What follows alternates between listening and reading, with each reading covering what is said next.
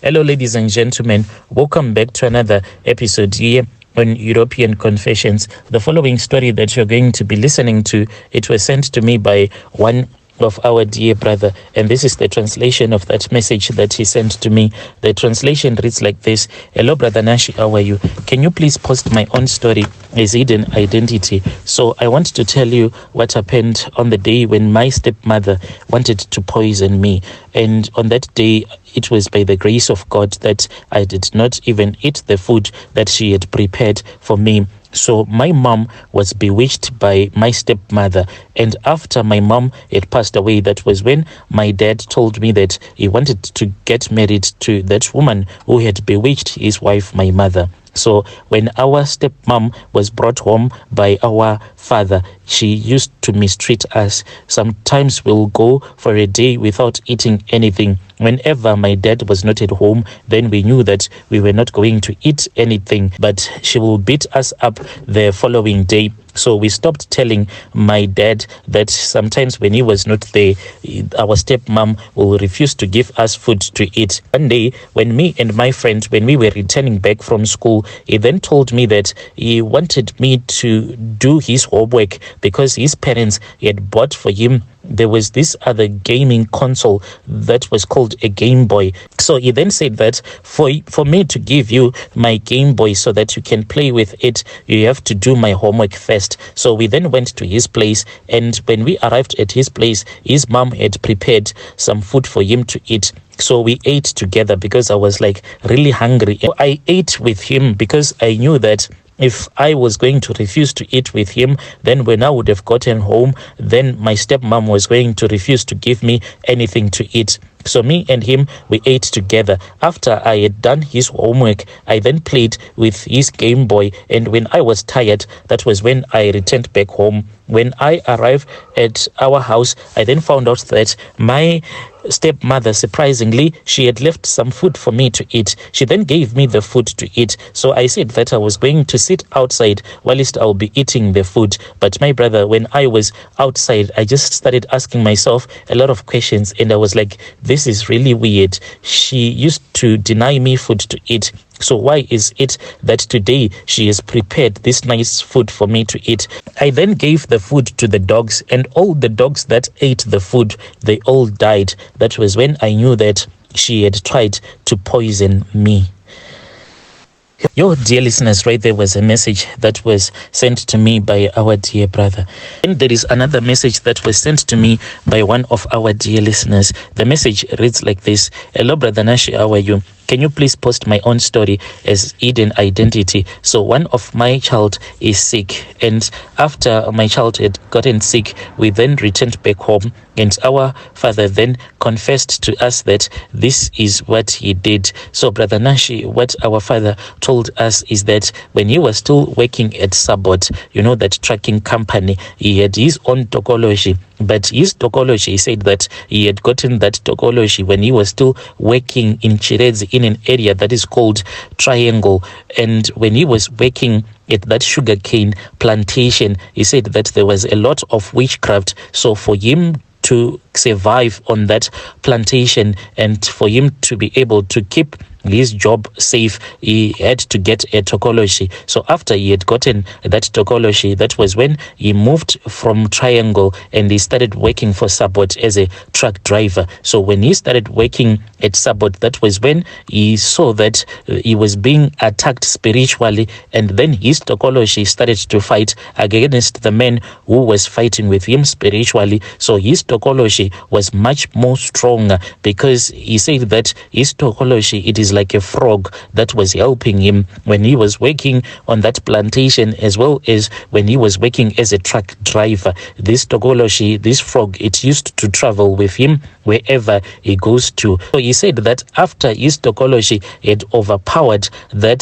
tokology of that man that he was fighting with spiritually, then the man died. And after this man had died, he then just forgot about it. So now the spirit of this man, it is coming back. So this avenging spirit, it has since said that it wants 40 cattle And these 40 cows, we are supposed to go and give it to this avenging spirit's relatives. It has given us the directions, and with the directions that this spirit has given us, we can go straight to his relatives. It gave us everything, all the details. So after this avenging spirit had said that it wants 40 cows, we then complained to that traditional healer, and we said, no way, there is no way that we'll be able to get these 40 cows, because even though my father, he used to work for Sabot as a truck driver, he had so much money, but the problem with my father is that he was a womanizer. He had women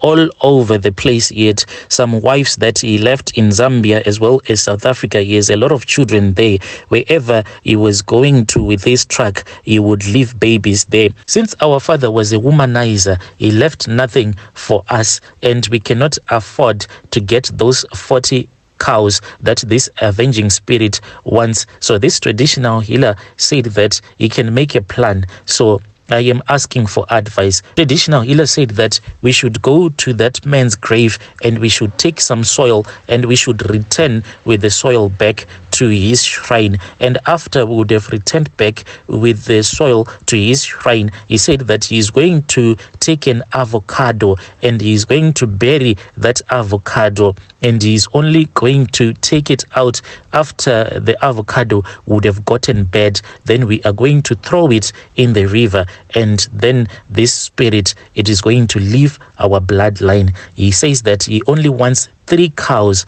if we can go and get this soil. So I am asking for advice. Yes, we can afford 3 cows to give to this traditional healer so that he can perform this ritual. We cannot afford to pay this man who was bewitched by my father the 40 cows that he wants. Please, when you post my story, can you tell me so that I can follow through in the comment section? Dear listeners, right there was a message that was sent to me by one of our listeners. So that is what they are supposed to do. They have to go to the grave and they have to steal the soil from the grave of that man who was murdered by their father. What if you go there and then when you try to take the soil, then you find out that you cannot remove your hand from the grave once you have touched the grave? Then what are you going to do? Strange things, indeed, they do happen in this world. Then there is another message that I want to share with you. This message, it was sent to me by one of our dear brother. The message reads like this. Hello, Brother Nash, how are you? I want to confess how I killed my sister-in-law, who was my wife's younger sister. So what happened was that she was fighting a lot with her husband, and her sister spoke with me, my wife, and she said that I should allow her little sister to come and stay with us. When we started staying with her, I was not even lusting after her, but all of a sudden, when I would look at her, I would see that she was much more beautiful and she had those beautiful curves. So I started lusting after her until one day when I got the courage, I went and I started to touch her, and she responded nicely. Then we started sleeping together. So we were using condom the first time that we were sleeping together, until I told her that I wanted it raw. She gave it to me raw, and I then made her to fall pregnant because we were like sleeping with each other on a daily basis. She told me that she had fallen pregnant, and I said that she was supposed to have an abortion. She had the abortion, and after the abortion, I then said, let us sleep together. But she said, let us use condom this time around, and we kept on using the condom until I stopped using that condom, and she fell pregnant again. At that time when I said I wanted to have another abortion, she was angry, and she said that I want you to make me your wife. I am going to tell my sister that I am pregnant for you because I am in love with you. So I then said, okay, let us go to this other traditional healer so that before we tell everyone that we are in love with each other, let us go there so that we can be given some charms which we are going to use so that everyone can just understand us. So after that, me and her, we then went to this other traditional healer. Mind you, I had already spoken with that traditional healer and I had bribed that traditional healer. When we arrived at that